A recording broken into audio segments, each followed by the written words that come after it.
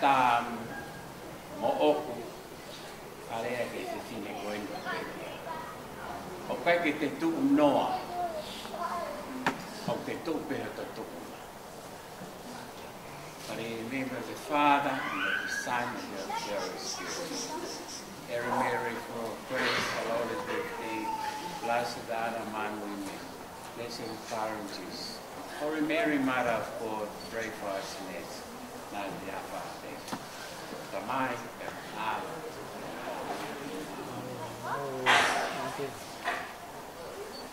Ko te whine koe ni o pekia. Na mau hapa tahe fitu ngofulu. E ne whaea me ne naiki, o me ne no ai ne kuiheni. Moi family, te awhata koe te kuni. Maha te close ya ne pea te pekia ia koe te kuni.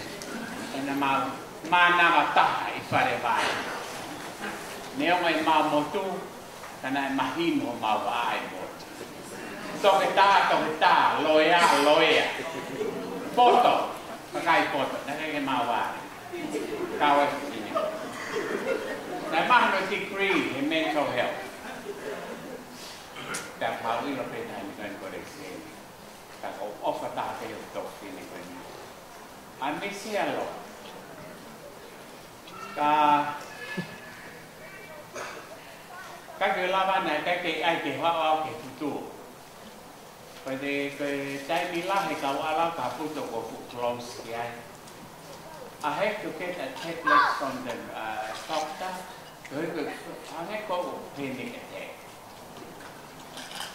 But the wala ba ko e ka ke follow ke calm me down. Because I miss him. Ka tahine ma o ka ta te. Ma fa. O fa ke fanga prata. Orexi. Pege ne tahi ne ka maho. Pege family no kotoa. But anyway, the father in heaven one. E tio toi ne moui. Pea, tafa tate ke. Pa, ni si o la te se. E mini ko whakau ko pehe. Na mate va vea a koi. Na wala ke sapat ko si amatalan mo. Sabi, what's wrong with you? Tamay na ba ka? Tama. Kaya may help ka. Matalan no areri akin mababa mo na kata kaya humaha. Moni te na uyay. Kutong ilaw na bigyan. I never see anything happen kaya siya.